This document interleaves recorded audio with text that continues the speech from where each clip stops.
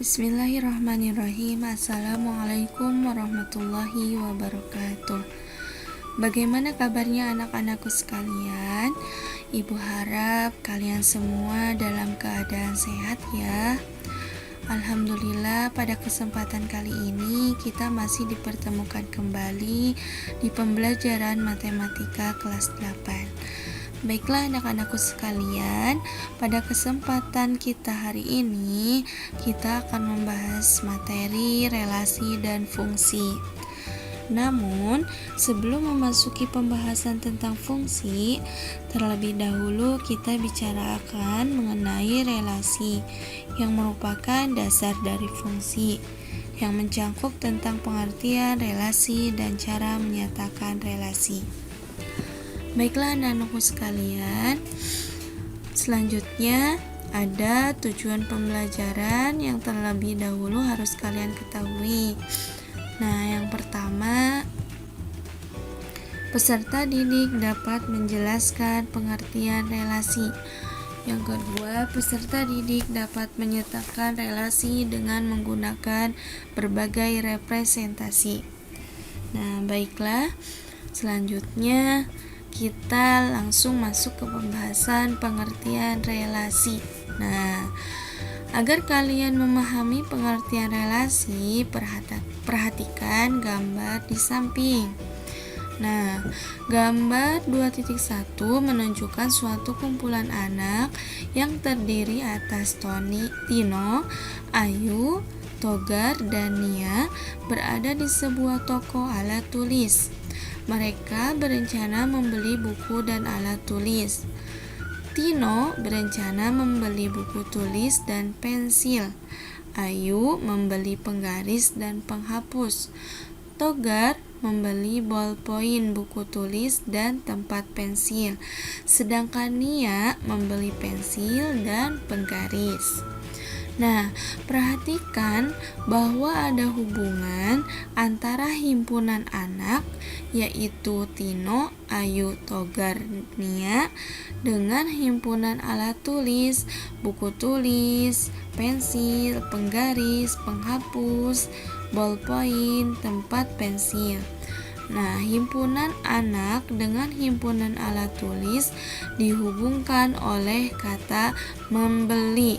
Dalam hal ini, kata membeli merupakan relasi yang menghubungkan himpunan anak dengan himpunan alat tulis. Nah, jadi pengertian relasi dari himpunan A ke himpunan B adalah suatu aturan yang memasangkan anggota-anggota himpunan A dengan anggota-anggota himpunan B, ya. Nah, selanjutnya, untuk pembahasan selanjutnya kita akan membahas mengenai bagaimana menyatakan relasi. Nah, ada 3 cara. Yang pertama, diagram panah, kedua, diagram kartesius, dan yang ketiga, himpunan pasangan berurutan. Mari kita lihat contoh satu persatu ya. Yang pertama, diagram panah. Nah, contohnya, pengambilan data mengenai pelajaran yang disukai pada 4 siswa kelas 8 diperoleh seperti pada tabel berikut. Nama siswa: Buyung, Doni, Pita, Putri.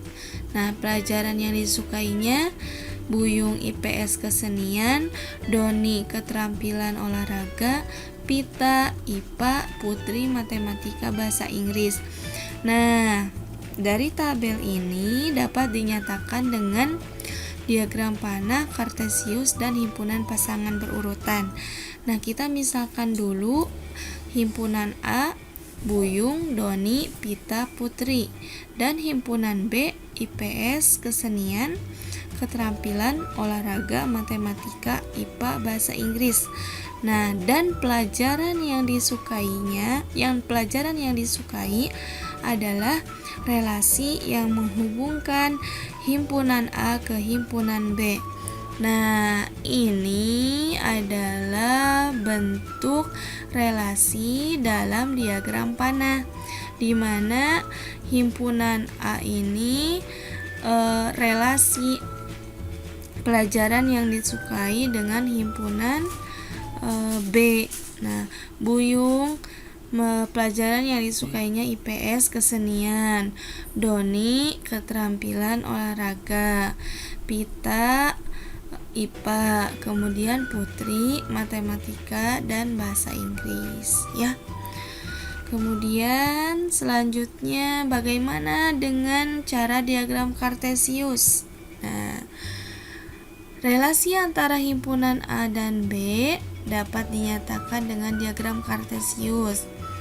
Anggota-anggota himpunan A berada pada sumbu mendatar. Nah, tadi yang nama siswanya berada pada sumbu mendatar. Putri, Pita, Doni, Buyung.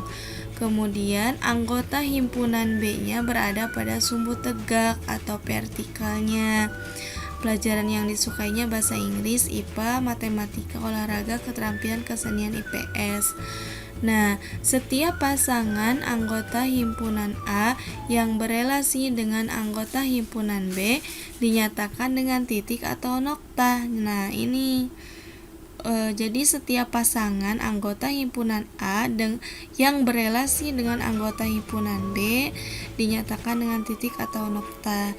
Jadi Buyung pelajaran yang disukainya IPS, maka di sini ada bulatan hitamnya, titik noktanya. Ini pasangan yang memasangkan antara himpunan A dengan himpunan B. Kemudian Buyung dengan kesenian, Doni keterampilan dan olahraga, Pita di sini IPA, kemudian Putri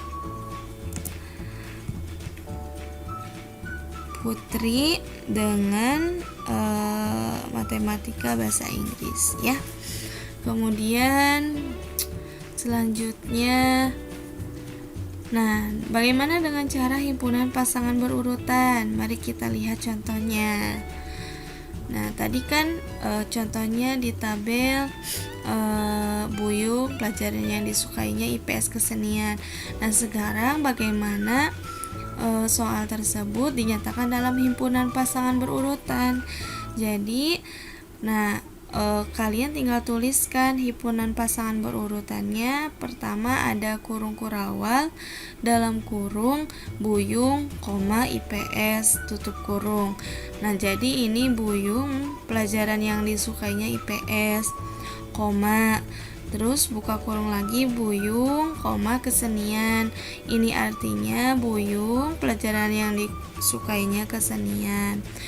Terus dalam kurung lagi Doni keterampilan, terus Doni olahraga, kemudian Pita IPA, terus Putri pelajaran yang disukainya matematika, dan Putri juga menyukai pelajaran bahasa Inggris, kemudian tutup kurung, terus tutup kurawal titik ya. Nah, sekian yang dapat Ibu sampaikan. Mudah-mudahan bermanfaat bagi kalian. Jika ada yang masih kurang jelas, silakan kalian tanyakan. Mohon maaf apabila ada kesalahan. Kita tutup dengan doa kafaratul majelis. Subhanakallahumma wa bihamdika asyhadu an la ilaha illa anta astaghfiruka wa atubu ilaik. Wassalamualaikum warahmatullahi wabarakatuh.